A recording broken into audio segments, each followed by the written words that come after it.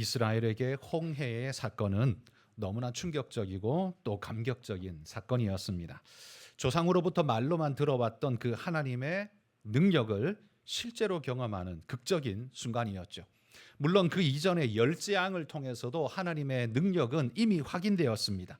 그러나 여러분도 잘 아시다시피 열재앙은 하나님이 애굽에 내린 재앙이지 않습니까? 이스라엘 입장에서 보면 하나님이 애굽에 내리는 걸 옆에서 지켜보는, 그 옆에서 구경하면서 지켜보는 것으로 확인했던 것이라면, 이 홍해 앞에서 만난 하나님의 위대한 능력은 실제적으로 자기 피부에 와닿는 자기의 역사 속에 하나님이 강하게 임재하신 것을 경험하는 바로 하나님 경험의 결정판이다라고 해야 할 것입니다. 이런 하나님을 직접 경험한 이들은 두말할 것 없이 모두가 다 하나님 앞에 찬양과 영광을 올려드렸습니다. 그래서 14장 홍해를 건너고 15장에 들어가면 모세의 노래와 미리암의 노래, 찬양의 노래가 끊임없이 터져 나오는 것을 보게 됩니다. 누가 시킨 것도 아닙니다. 그러나 그들은 자발적으로 입에서 찬양이 터져 나오는 걸 주체할 수가 없었습니다. 왜냐하면 하나님의 위대하고 놀라운 능력을 경험하니까요. 인생이 그 하나님을 만나고 경험하는 순간 그 입술에서 자연스러운 반응, 찬양이 터져 나오지 않을 수가 없었던 것이죠. 아마 여러분들도 경험하실 겁니다. 내가 예수님을 처음 믿고 영접하고 하나님이 나를 구속하심에 감사 감격하며 기도할 때, 눈물이 흐를 때 내 입술에는, 눈에는 눈물이 흐르지만 내 입술에는 찬양이 흐르던 것을 아마 여러분들은 기억하실 겁니다. 이게 구원받은 자의 특징 아닙니까? 하나님이 우리의 마음에 와닿을 때, 그 인생이 하나님을 감각하게 될 때 그 인생은 하나님을 노래하지 않을 수 없다라는 이야기죠. 특별히 이런 기적의 역사, 홍해의 역사로 만난 이스라엘은 감격 그 자체였다라는 이야기죠. 자, 그런데 이렇게 이스라엘이 하나님의 은혜의 감격을 경험하면서 이제 시작되는 모든 삶은 광야의 시간이었습니다. 지나왔던 과거와는 차원이 다른 삶이 시작됩니다. 이전의 삶은 뭐였습니까? 애굽의 지배 속을 살아가는 삶이었습니다. 그곳은 억압과 중노동으로 고통받는 세계였지요. 그러나 그것이 육체적으로는 매우 고통스럽고 어려웠지만, 그러나 시키는 대로만 하면 먹을 것도 나오고 마실 것도 나오는, 그것이 그리 넉넉하지는 않았을지 몰라도 적어도 먹을 것 걱정하고 마실 것 걱정은 안 해도 되는 세월이 어찌 보면 애굽의 시간이었습니다. 그러나 이제 광야에 나와서부터는 새로운 종류의 삶이 펼쳐집니다. 아무도 억압하지 않습니다. 모든 것이 열려있는 세계입니다. 그러기에 편해 보이기도 합니다만 이제부터는 어떻게 해요? 누가 먹을 것을 던져주지 않습니다. 그들이 애굽에서 싸들고 온 발교되지 못한 그 반죽, 그거 조금씩 떼어서 먹으면서 근근히 버틴 것이 한 달이라고 하지 않습니까? 그러나 그것을 버텨가는 과정에 제일 먼저 떨어지는 게 뭐예요? 물이었죠. 여러분, 여기 광야의 세계를 살아가는 이스라엘에게 아마 우리가 이렇게 질문한다면 그들은 뭐라고 대답할지 모르겠습니다. 당신은 애굽에서 살았던 억압의 세계인 애굽의 세계가 더 괴로우셨습니까? 아니면 막막하고 앞일이 보이지 않는 두려움이 가득한 그 미지의 세계, 광야를 살아가는 것이 더 괴로우셨습니까? 라고 묻는다면 뭐라고 대답을 할까요? 이스라엘은 뭐라고 대답을 할까요? 여러분은 뭐라고 대답을 하시겠습니까? 애굽의 그 억압을 우리는 사실 경험해 보지 못했기 때문에 그걸 쉽게 말할 수 있습니다만, 어찌되었든 제 입장으로 보자면 그렇습니다. 저는 계획적으로 살아가야 하는 삶이기 때문에 이 모호한 광야의 삶, 무엇이 어디에서 어떻게 터질지도 모르고 인생을 계획해봐야 계획이라는 것 자체가 안 되는 광야의 삶은 제 입장에서는 훨씬 더 답답하고 힘들 것 같아요. 차라리 애굽의 세계는요, 억압과 고통이기는 하지만 그러나 이게 견적이 나오잖아요.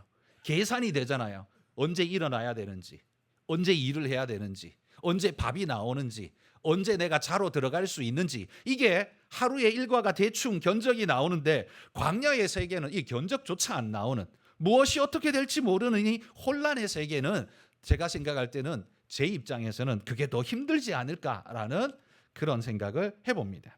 안 맞아봐서 그렇겠죠. 애굽한테 시커 얻어맞아 봤으면 애굽이 더 힘들었다 그랬을지 모르겠는데, 자 어쨌든 이렇게 홍해를 지나 광야로 나온 이스라엘은 3일 만에 문제를 만나게 됩니다.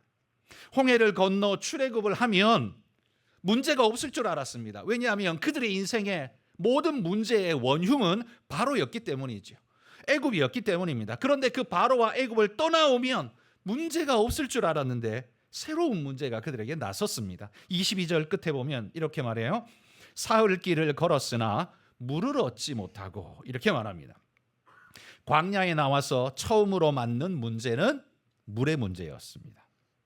여러분, 사실 이 물의 문제는 애굽에 있는 동안은요, 사실 경험한 적이 없는 문제였습니다. 왜냐하면 애굽은 나일강이 있지 않습니까?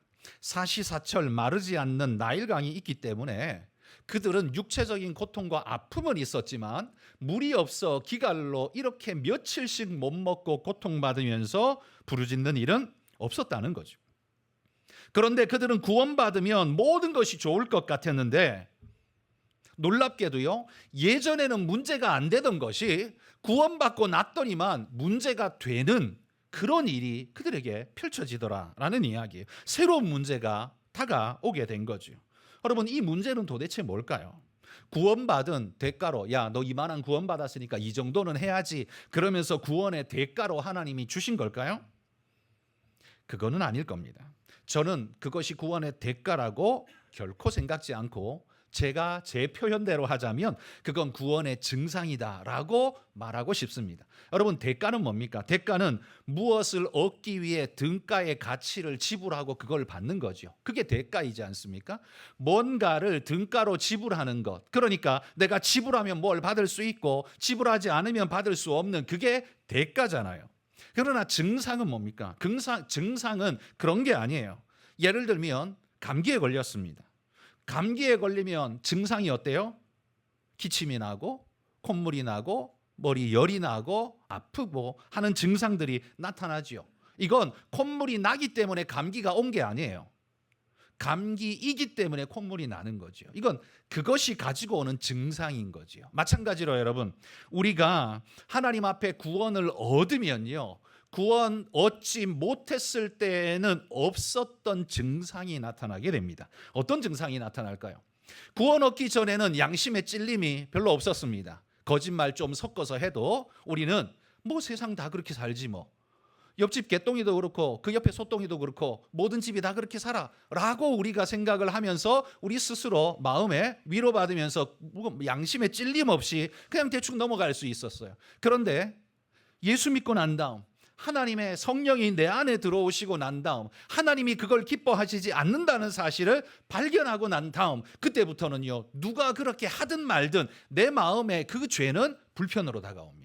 부담으로 다가옵니다. 예전에는 그게 전혀 아무 문제가 없었는데 이제는 그게 할 수 없는 아주 불편한 일로, 문제로 다가오는 일이 있죠. 그 문제는 문제여서 문제가 아니라 오히려 자각하기 때문에, 건강하기 때문에 나타나는 증상일 겁니다. 잘못된 게 아니라 오히려 정상적인 반응일 겁니다. 여러분, 우리가 이 문제는, 우리가 겪는, 구원을 얻은 우리가 겪는 문제는 과거에는요, 예수 믿기 전에는 생존의 문제가 우리 문제의 전부였습니다. 그런데 이제는 그 생존을 주님께 맡기고 구원 얻은 백성은요, 그 구원을 지키는 문제, 하나님의 은혜로 살아가는 문제, 이 문제를 더 중하게 생각하게 됩니다. 그래서 사도 바울도 빌립보 성도들에게 이렇게 주문했습니다. 빌립보서 2장 12절 읽어봅시다. 그러므로 나의 사랑하는 자들아, 너희가 나 있을 때뿐 아니라 더욱 지금 나 없을 때에도 항상 복종하여 두렵고 떨림으로 너희 구원을 이루라. 여러분, 여기 마지막 표현에 너희 구원을 이루라라는 이 표현을 쓰는데, 이 표현은 참 우리에게 어색하게 느껴집니다. 왜냐하면 그러면 빌립보 성도들에게 구원을 이루라는 말은 빌립보 성도들이 아직 구원을 못 이루었다는 소리인가? 아직 그들은 미완성이기 때문에 구원을 완성시키라고 지금 바울이 말하는 건가? 이런 생각이 들죠. 그러나 이 말씀은 그런 말씀이 아닙니다. 너희가 아직 구원 못 이루었으니까 구원 이루도록, 너 아직도 지옥의 끝자락에 있어, 너 거기서 벗어나야만 구원 얻을 수 있어, 그러니까 좀 더 노력해, 지금 바울은 그 말을 하는 게 아닙니다. 바울의 말은요, 이미 그들이 구원을 이루었지만 지금 그가 말하는 건 의미가 이겁니다. 구원에 합당한 삶을 이루며 살아가라 라는 말씀을 하는 거예요. 그러니까 구원의 대가가 아니에요.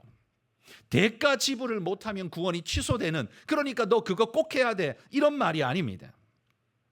여러분, 여러분의 인생에 구원에 이런 증상이 나타나면, 예전에는 별일 없었는데 이게 마음에 찔리네, 이게 좀 힘드네, 이렇게 해야 되니까 어렵네 라는 혹시 증상이 나타나면요, 여러분 괴로워할 것이 아니라 감사하시기를 소원합니다. 왜냐하면요, 내가 구원받은 백성이 맞구나라는 그런 증거이기 때문입니다. 왜냐하면 여러분, 내가 여기 바늘을 찔렀더니만 아프네, 당연하지. 그런데 여러분, 여기 신경세포가 다 죽어 있으면 찌르면 아픕니까? 안 아픕니다. 여기 찔렀는데 아프다는 통증을 느끼는 것 자체가 내가 살아있다라는, 내 신경이 살아있다는 증거이지요. 내가 그것에 무언가를 느낀다, 증상을 느낀다는 건 내가 거기에 살아있다는 소리입니다. 그러니까 여러분이 하나님이 말씀하신 것에 살아있기 때문에 그 반응을 보이는 거예요. 여러분이 성령으로 살아있는 존재이기 때문에 죽은 자들은 거기에 아무 반응이 없는데 여러분은 살아있는 자이기 때문에 그 반응이 나타나는 거예요. 그러니 여러분, 그 반응이 나타나는 것으로 감사하시기를 축복합니다. 내 안에 성령이 역사하시는구나 라는 그런 감격으로 살아가시길 바라요. 그런데 여러분, 우리가 구원 얻고 출애굽하여 구원 얻은 백성으로 살아가는 우리 삶의 모습에도 구원받기 전이나 구원받은 후나 문제가 일어나는 건 똑같아 보이고, 그 일어나는 문제도 또 비슷해 보입니다. 여러분, 출애굽, 오늘 14장까지 출애굽을 완성해서 넘어오는 그 기점으로 보자면, 출애굽 전에는 뭐가 문제였어요? 바로가 문제였고, 그건 열재앙으로 하나님이 처리해 주셨고, 그 다음 문제는 홍해였습니다. 홍해가요, 바리케이트처럼 그들을 성벽처럼 둘러막았습니다. 어떻게도 넘어갈 수 없는 문제였습니다. 그에게 가장 큰 문제였죠. 그러나 하나님이 그걸 갈라주심으로 그 문제도 넘어가게 하셨죠. 자, 그런데 구원받은 이후에, 출애굽한 이후에는 어떤 문제가 지금 오늘 본문에 다가온 겁니까? 마라의 문제가 다가온 겁니다. 구원받기 전에도 물의 문제였습니다. 홍해. 구원받은 후에도 지금 물의 문제가 생겼습니다. 마라. 공통점이 있죠. 물이라는 공통점. 그러나 이 둘은 의미상 서로 다른 면이 있습니다. 홍해는요, 우리 밖의 문제였습니다. 우리를 죽이려고 덮치는, 그러니까 우리는 그걸 피하거나 혹은 그걸 부시거나 파하거나 해야만 하는 그런 문제예요. 그러나 마라의 문제는 어떻습니까? 목이 마른데 물을 찾았어요.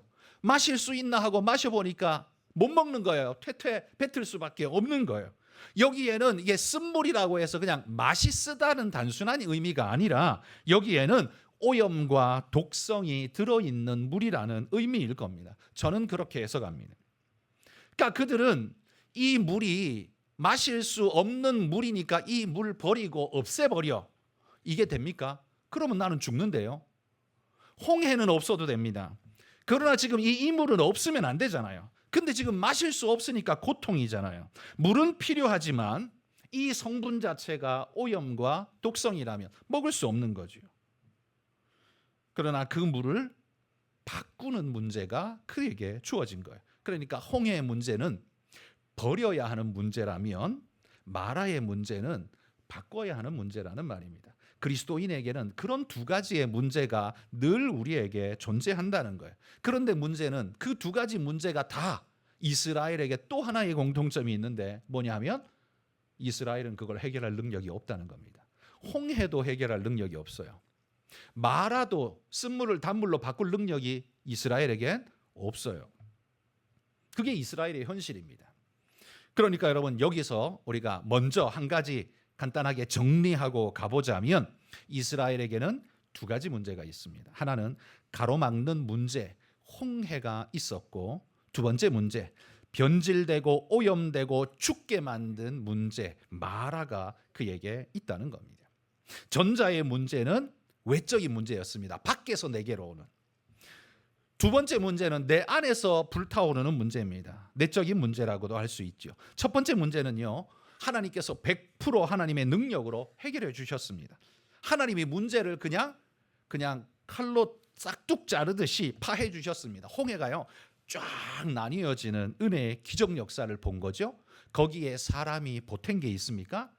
보탠 것 하나 없습니다. 홍해 물 가르는데 하나님이 99%하고 사람이 1% 했나요? 아니요. 하나님이 100% 다 하신 겁니다. 이게 구원의 특징이에요. 여러분, 우리가 구원받는 데에는 하나님이 100% 다 하신 거예요. 우리가 뭘 좀 착하고 내가 좀 순종 잘하고 내가 말 좀 잘 들었으니까 1%쯤 구원에 내 공로가 있지 않나? 아니요, 없어요. 우리는 이미 원래 죽을 존재였기 때문에 구원받는 것은 우리의 능력으로, 우리의 조건으로는 절대 불가능한 거였어요. 그런데 하나님이 당신의 100%의 은혜로, 100%의 능력으로 그 일을 우리에게 쏟아부어 주신 거예요. 그래서 구원의 문제는 전적인 하나님의 은혜예요. 그러나 두 번째 문제, 마라의 문제는 조금 다릅니다.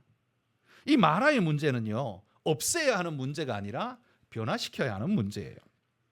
문제가 되는 요소를 변화시켜서 우리에게 필요한 요소로 바꾸게 하시는, 그렇게 새롭게 만들어 쓰게 하시는 그런 문제가 두 번째 문제라는 거예요. 왜냐하면 인생은 물을 마시지 않고는 살 수가 없는, 물은 인생의 본질과 같은 것이기 때문이죠. 홍해 물은 없어도 살지만 여기 물은 없어서는 안 되는 물이에요. 그런데 지금 써서 못 마셔요. 그러니 하나님이 변화시켜 주셔야만 하는 문제예요. 그러니까 버릴 수는 없는데 그렇다고 먹을 수도 없어요. 여기에 하나님의 은혜가 절실히 필요해요. 그러니까 하나님, 이거 변화시켜 주십시오, 정화시켜 주십시오라는 문제, 그게 우리 인생에 꼭 있다는 말이에요. 여러분, 지독한 억압과 지배의 구조가 애굽이라는 이름으로 그들에게 주어질 때 하나님은 큰 권능으로 그걸 깨뜨려 주셨습니다. 홍해라는 문제가 그들을 가로막고 뒤덮고 있을 때 하나님은 그 능력의 손으로 그 물을 갈라 주셨습니다.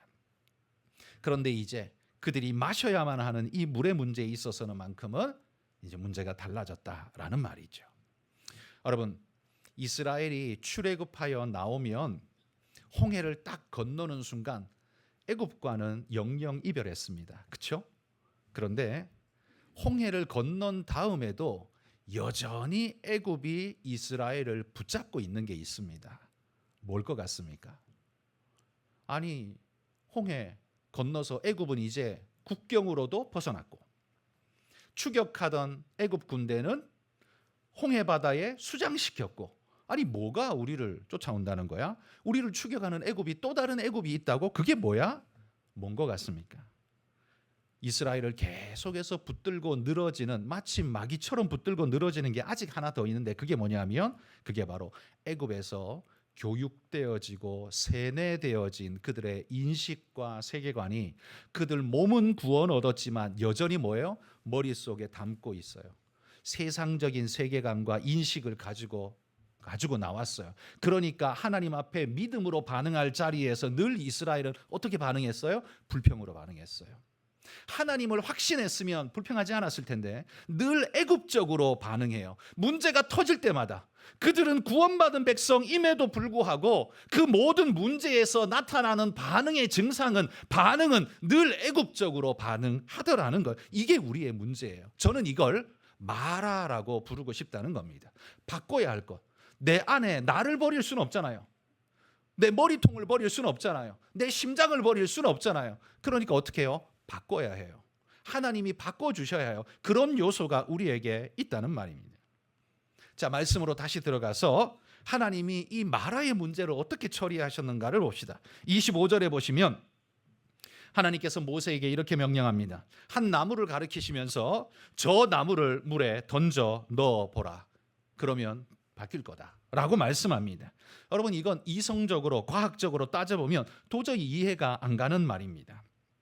그 나무를 물에 집어넣는다고 해서 이게 중화작용, 소독 1%쯤 한다 칩시다.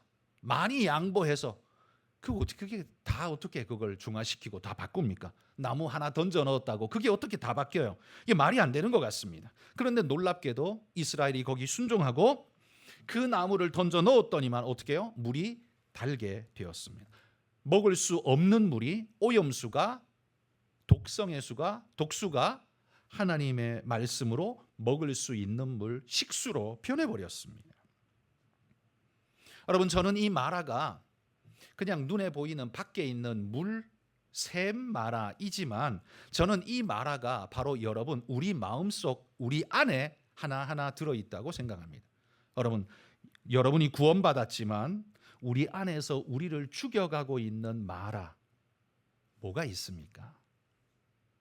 내가 하나님의 구원받은 백성이지만 여전히 내 안에 쓴뿌리처럼 내 안에서 나를 갉아먹고 나를 주저앉히고 나를 죄로 끌고 가고 나를 무너뜨리는 내 안에 있는 독성이 살아있는 그 마라 뭐가 있냐는 말이에요. 여러분, 우리가 구원받기 전과 구원받은 후에 여전히 내 안에 따라오고 있는 애굽 중에 가장 중요한 것, 저는 그게 세상적인 인식과 세계관이라고 생각하는데요. 물론 여러분, 세상에서 배운 세상의 모든 것이 다 나쁘다 이렇게 말하는 건 절대 아닙니다. 그건 기독교적이지 않습니다. 기독교는 세상을 어떻게 보느냐 하면 하나님이 우리에게 주신 선물로 이 세상 만물은 축복의 재료로 주셨다고 우리는 믿습니다. 이 일반 은혜이지요. 하나님이 많은 은혜를 세상에 뿌려놓았어요. 그런데 문제는 뭐예요? 그런 하나님이 은혜 뿌려놓으신 밭에 마귀도 거기에다가 가라지를 뿌려놓았다는 게 이게 문제입니다. 이 가라지가 독소가 되어서 우리를 침투하고 우리를 죽여가는데 그 독소를 중화시키고 빼내지 않으면, 그것을 희석시키지 않으면 우리는 그 독소에 계속해서 오염돼 죽어가는 모습을 가지게 된다는 거예요. 그러니 그 중에 가장 심각한 독소가 뭐냐면 우리의 인식과 세계관의 문제라는 말이에요. 여러분, 세상에는 신앙을 거부하게 하고 하나님을 밀어내게 만드는 이념과 사고적 요소가 얼마나 많습니까? 그래서요, 교회 다니면 전부 다 창조론을 믿느냐? 아닌 사람도 있어요. 진화론을 믿는 사람도 있어요. 교회는 다니는데 그냥 교회 가서는 뭐 하나님이 창조하셨대라고 말해놓고 무슨 웃기는 소리, 과학적 증거가 그걸 설명하는데 그러면서 여전히 하나님 창조를 거부하는 이들이 있어요. 왜 그렇습니까? 이 사람들이야말로 아직도 그들의 인식 속에 하나님을 믿지 못하는 마라가 그 안에 인식 속에 가득 들어차 있는 존재이죠. 하나님보다 아직 100% 완벽하게 검증되지도 않은 과학이라 불리는 그것이 그의 하나님이 되어 있는 상태인 거겠죠. 여러분, 하나님이 말씀하는 것보다 다른 것을 더 신뢰하고 믿고 그것이 옳다고 말하고 그걸 쫓아가고 있다면 여러분, 그게 바로 우리의 마라 아닐까요? 우리의 인식이 하나님의 말씀보다 다른 걸 쫓고 있다면 우리의 인식이야말로 여러분 안에 들어있는 독소, 마라 아닐까요? 우리 오늘 말씀으로 다시 돌아가서 25절에 하나님께서는요, 모세에게 한 나무를 가리키면서 말씀하셨다고 했습니다. 그러니까 야, 나무 아무거나 어디 아무거나 보이는 대로 그냥 집어 던져 넣어봐, 이게 아니에요. 바로 그 나무, 하나님이 가리키신 바로 그 나무, 그 나무를 넣으라는 말씀이에요. 그러니까 여러분, 이 나무가 하나님이 지목하신 여러 나무 중에 하나가 아니라 바로 그 나무. 이건 뭘 의미할까요? 그건요, 우리를 세상의 독성에서 살리시고 우리를 새롭게 하는 능력의 나무인 바로 십자가를 상징하는 겁니다. 바로 마라에 던져 넣어서 그것을 변화시키고 죽음을 생명으로 바꾼 거, 그 나무가 뭐예요? 그게 십자가를 의미하는 거란 말이에요. 마라의 문제도 하나님께서 지목하신 그 나무로 해결하셨듯이 우리 인생의 문제도 하나님께서 지목하신 십자가로만 여러분 해결이 가능하다는 말이에요. 그러니 여러분, 당부합니다. 교회에 몸이 왔다는 것으로 여러분이 그리스도인이다라고 그렇게 너무 쉽게 생각하지 마십시오. 여러분의 인식에, 여러분의 심령에, 여러분의 중심에 하나님의 십자가가 담기지 않으면 여러분의 마라는 아직도 그냥 마라일지 모릅니다. 몸은 교회에 왔지만, 다시 말해서 출애굽은 했지만 홍해는 건너왔지만 아직도 쓴 마라 앞에 그냥 있는지 모른다는 말이에요. 저는 우리 여기 한가람에 앉아있는 우리 모든 성도님들이 마라를 쳐다보고 있는 성도가 아니라 마라 속에 십자가 한 나무를 던져놓고 죽음의 물이 생명의 물이 되도록 바꾸어 생명수를 먹고 즐기는 기뻐하는 그런 분들이 다 되시기를 축복합니다. 여러분, 홍해를 건너는 것이 구원의 문제라면요, 그 구원 다 이루고 지금 홍해 건너왔잖아요. 구원 완성했잖아요. 그런데 왜 또 십자가가 필요할까요? 이 십자가는 또 왜 필요한 겁니까? 여러분, 십자가는요, 구원에만 필요한 게 아닙니다. 홍해의 문제가 구원의 문제라면 이 마라의 문제는 교육과 성장의 문제라고 저는 생각합니다.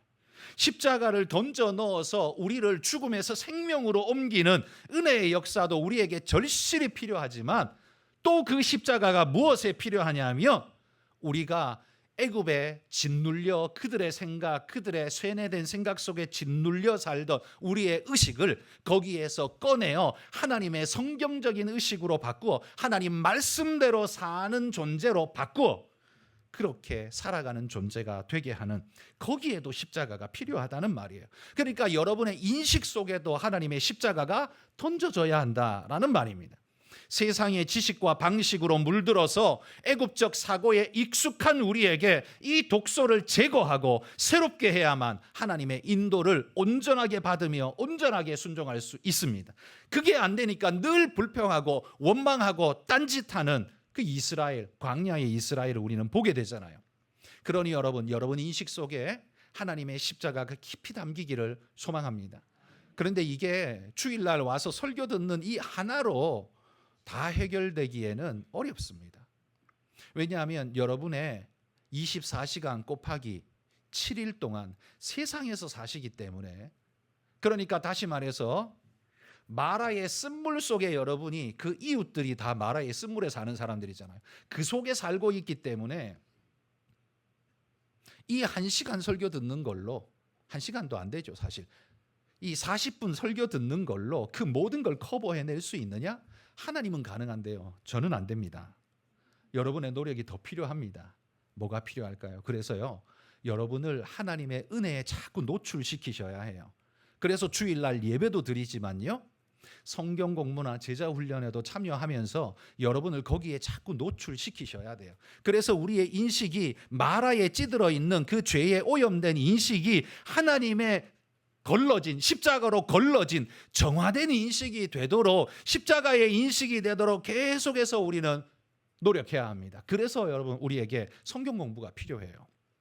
사실 성경 공부는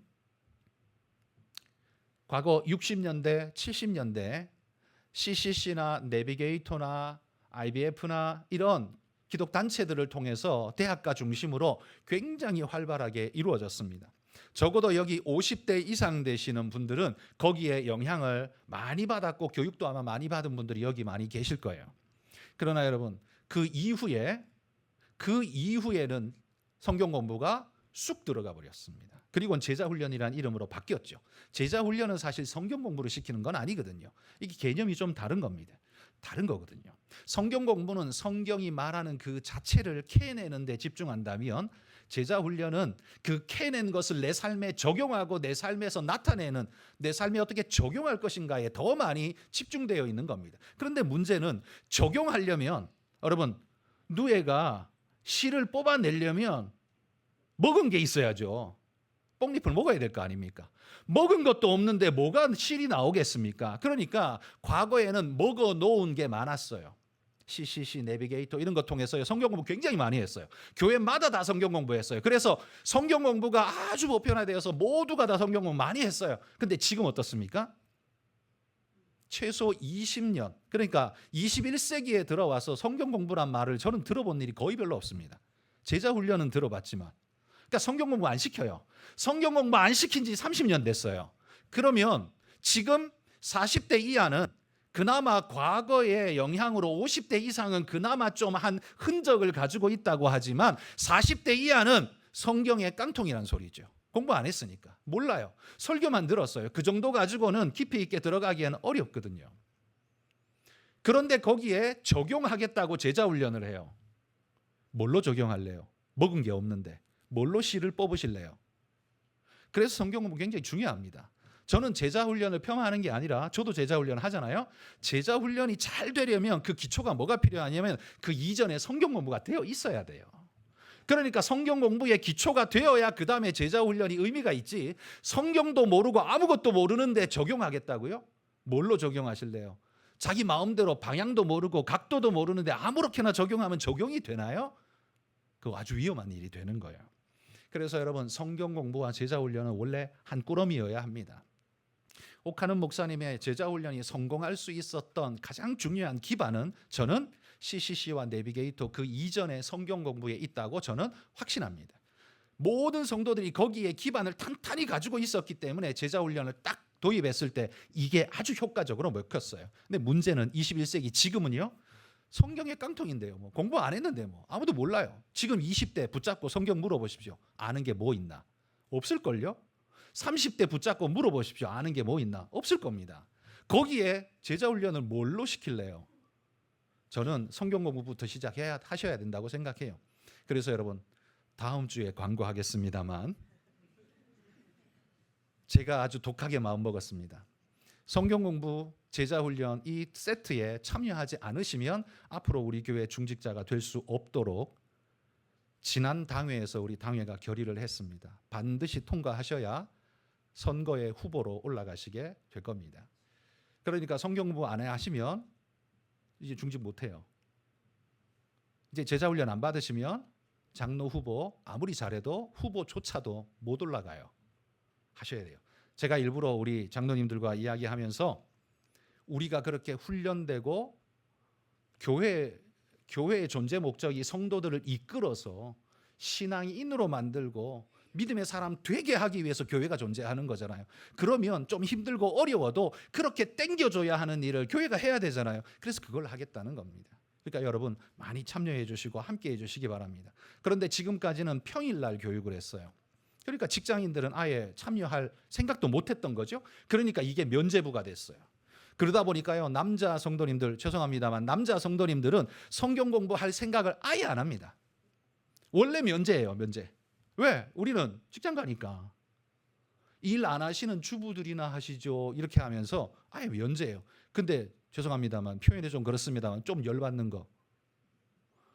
교육받은 분들은 장로 못 돼요. 왜? 여자분이니까. 교육 안 받은 남자들만 장로 될 수 있어요. 이거 뭐예요, 이거? 난 이거 굉장히 불만이에요. 안 받았으면 되지를 마세요. 훈련이 안 됐으면 지도자가 될 수 없어요. 그러면 사고 쳐요. 운전 면허도 안 땄는데 운전석에 앉겠다고요? 그건 살인행위와 마찬가지가 되는 거예요. 그래서 저는 이 부분을 강조하면서 올해부터 본격적으로 이 일을 시작할 겁니다. 그래서 평일이 아니라 이제는 토요일 날 성경 공부를 오픈할 겁니다. 사실 목사로서 토요일은 부담스럽습니다. 주일 준비하고 설교 다듬고 내일 할 것들을 다 준비하면서 마음을 다스려야 돼요. 그런데 거기에 뭐 교육한다 뭐 한다 뭐 이렇게 되면 되게 분주해져서 저도 되게 불편합니다. 그래서 토요일 날 잘 안 했는데 안 하고 보니까 뭐 직장 다니는 분들이 자기는 원래 안 받아도 되는 것처럼 생각하고 다 그래요. 이거는 아주 위험한 상태라고 저는 생각합니다. 그래서 안 받을 수 없도록 아마 제 생각엔 90% 이상, 95% 이상은 토요일 날 하면 받으실 수 있지 않을까라고 생각합니다. 물론 안 되는 분들도 있겠지만 그런 분들은 또 나중에 방법을 찾아보겠습니다만 어쨌든 다음 주에 기대하시라. 광고 시간에 광고하도록 하겠습니다. 여러분 올해부터 열심히 성경 공부 참여하시기를 부탁드립니다. 여러분 우리 안에 후쿠시마 오염수처럼 일렁이는 오염수가 우리의 인식 속에 들어 있습니다. 우리는 구원받아서 교회에 나와 있지만 사실은 더 많은 퍼센티지를 학교에서, 직장에서, 이웃에서, 거기에서 이미 세뇌된 이 머리 사고 체계를 가지고 와서 교회 안에서도 그런 방식으로 쏟아내다 보니까 교회를 세상처럼 만들어버린 이들이 참 많습니다.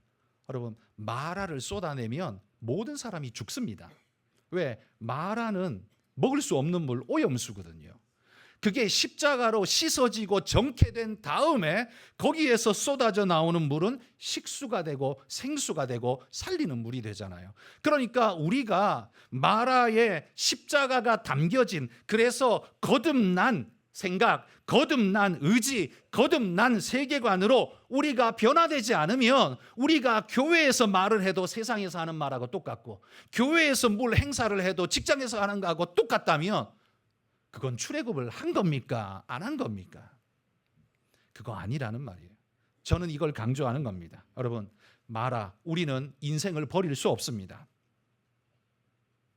우리는 세상을 버릴 수 없습니다. 그렇기에 우리는 이 세상과 나의 인생을 바꿔가야 합니다. 내 인생 속에 십자가를 넣고 말씀을 넣고 은혜를 넣어 내 인생이 정화되고 깨끗게 되어서 그들과 다른 생수가 되도록, 죽은 물이 아니라 사는 물, 살아있는 물, 살리는 물이 되도록 그렇게 우리는 우리 스스로를 만들어가야 한다라는 말입니다. 오늘 우리들 보면 사실 우리 모두가 다 비슷한데요. 우리의 위치가 어딘가라고 이렇게 생각해 보면 이런 생각이 듭니다.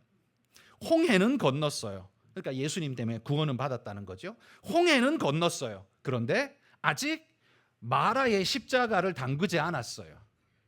그래서 어중간한 상태로 홍해와 마라 사이에 어중간하게 서 있어요. 생각하는 건 말하는 건 전부 애굽스러워요. 모든 문제의 반응은 애굽스러워요. 그래서 맨날 불평하고 원망하고 하나님 대들고 이런 일만 하잖아요. 그게 우리의 모습 아닌가? 여러분 돌아보자는 거예요. 이걸 빨리 바꿔야 합니다. 마라를 건너 생수의 강 엘림으로 가는 이게 우리의 길이어야 한다는 거예요. 그러니 여러분 이 십자가의 필터로 세상을 걸러야만 우리는 생수를 마실 수 있습니다. 미세먼지가 아주 심각할 때 요즘도 별로 좋지 않던데 우리는 마스크를 씁니다. KF94 마스크를 쓰면 호흡하는 게 그렇게 쉽지는 자연스럽지는 않습니다. 불편하죠. 그렇다고 해서 그걸 빼겠습니까? 그걸 빼면 어떻게 해요? 모든 오염물을 다 그냥 들이마셔 내 폐가 썩게 될 텐데 상하게 될 텐데 그러니까 그게 꼭 필요해요. 불편하지만 그것과 마찬가지입니다. 여러분 십자가의 필터가 여러분 살아가는데 좀 불편하게 느껴지실 수 있겠지만 십자가의 필터가 있어야 여러분이 사실 수 있는 거예요. 그게 없으면 좀 편하기는 하시겠지만 여러분은 죽어가는 거예요. 마라의 물 마시면 죽어갈 수밖에 없는 거예요. 십자가의 필터로 걸러진 생수를 마셔야 우리는 살 수 있어요. 그러니 여러분 우리는 홍해와 마라 사이에 있는 존재가 아니라 하나님이 십자가로 그 마라를 생수로 바꾸신 그 마라 너머에 있는 그런 엘림 같은 곳에 있는 그런 존재가 돼야 한다는 말입니다. 여기 하나님께서 26절에 당신은 이렇게 말해요. 나는 너희를 치료하는 여호와임이라. 치료하는 여호와래요. 이걸 우리는 여호와 라파라고 부릅니다. 치료하는 하나님이라는 뜻이에요. 그런데 여러분 하나님이 치료하셔야 할 것은 우리의 육체만이 아닙니다. 오히려 육체의 질병은 사실 불편함의 문제이지 신앙생활하는데 아무 문제 없습니다. 다리가 부러졌어요. 그래서 깁스를 했어요. 불편하죠. 교회 가는 것도 불편하고 생활하는 것도 불편해요. 그러나 신앙생활하는 데는 아무 지장 없습니다. 하나님을 오히려 더 간절히 매달리게 되죠. 암이 걸렸어요. 그래서 병원에 입원해서 수술받아요. 힘들죠. 어렵죠. 낙심도 되죠. 그렇지만 그것 때문에 신앙을 못하나요? 아니요. 오히려 하나님 앞에 더 간절히 매달려서 기도하잖아요. 신앙이 더 좋아질 수 있어요. 어찌 보면 육체의 질병은 우리 영혼에는 영향을 미치지 않습니다. 그러나 하나님이 치료하시는 하나님이라고 할 때 우리 신앙에 우리의 천국 가는 길에 아무 영향 없는 육체만 놓고서 우리가 여호와 라파를 부르고 있다면 많이 부족한 거예요. 그거 말고 진짜 고쳐야 될 걸 고치셔야 돼요. 뭐예요? 여러분의 인식을 치료하셔야 돼요. 세상에 찌들어 있는 세상적 인식, 세상적 사고방식, 애굽적 인식을 여러분이 십자가로 씻어내고 정케하지 않으면 여호와 라파를 경험하지 못한 존재 되지 않겠습니까? 여러분 인식의 문제가 왜 심각하고 중요한 문제냐? 그 인식이 모든 환경과 모든 우리에게 다가오는 일들을 내가 어떻게 반응할지, 그걸 어떻게 이해하고 해석하고 반응할지를 결정짓는 게 인식이 하는 일 아닙니까? 그런데 그 인식이 오염됐다면 내가 환경에서 반응하는 모든 반응은 다 마라의 반응, 오염된 반응, 썩은 반응이 나올 겁니다. 그래서 불평과 원망과 비신앙적인 모습이 계속 터져 나오게 될 거예요. 여호와 라파가 필요하다면 여러분의 부러진 손이나 다리가 아니라 여러분의 인식이 치료받아야 합니다. 거기에 고침을 먼저 받아야 합니다. 하나님의 은혜가 내 생각 속에, 내 마음 속에, 내 인식 속에 던져져서 십자가로 내 생각이 거듭나고, 그래서 할례 받은 사고방식, 세례 받은 사고방식, 그렇게 하나님의 십자가 은혜로 거듭난 사고방식, 여러분 그런 은혜의 생각으로 변하게 될 때 여러분이 무슨 일을 만나도, 교회에서 무슨 일을 해도, 가정에서 무슨 일을 해도 여러분이 하는 모든 것이 은혜가 될 줄 믿습니다. 제가 지난 금요일 날 설교하면서 이렇게 말씀드렸어요. 여러분이 예배의 자리에 오셔서 참여하는 것 매우 중요한 일입니다. 그러나 이거보다 더 중요한 게 뭔 줄 아십니까? 내가 예배의 자리에 내가 몸 담는 것도 중요하지만 그거보다 더 중요한 건 내가 어디에 있든 거기에 내 삶에서 예배의 향기가 내 삶에서 나타나는 것. 그래서 내가 어디에 있든 뭘 하든 거기에서 계속해서 예배의 향기가 계속 나는 것. 그게 진짜 예배의 삶이란 말이에요. 예배의 삶은 예배 시간에 교회 오는 것. 그거는 눈에 보이는 아주 피상적인 거고요. 진짜 예배의 삶은 내가 어디에 있든, 예배 시간 예배에 있든, 아니면 직장 때문에 직장에 있든, 어디에 있든 모든 순간, 모든 삶의 모든 환경에서 예배적 향기가 나로 말미암아 뿜어져 나게 하는 것. 이게 여러분 거듭난 존재, 씻겨진 마라의 존재인 줄 믿습니다. 여러분, 광야에 나온 이스라엘이 처음으로 만난 문제, 그게 마라의 문제입니다. 왜 하나님은 이 사건을 1번 사건으로, 광야의 1번 사건으로 여기 처음에 기록하고 있을까요? 물론 물이라는 건 하루라도 안 마시면 안 되니까 그게 1번이 될 확률이 가장 높기 때문에 너무 자연스럽습니다만, 의미상으로 저는 이렇게 해석합니다. 십자가로 변화된 물을 마셔야만 광야의 시간을 이겨낼 수 있기 때문에 하나님께서 그 시작점에서 십자가로 변화된 마라의 쓴물이 아니라 십자가로 변화된 생수의 물을 마시고 광야를 통과하거라 라는 하나님의 명령 아닐까요? 여러분 인생이 얼마 남았는지 저는 모르지만 여러분 인생을 주님이 주시는 생수, 마라가 변하여 생수된 그 생명수를 마시고 인생, 광야 같은 인생을 통과하시는, 그래서 승리로 통과하시는 그런 모든 분들이 되시기를 주의 이름으로 축복합니다. 기도하겠습니다.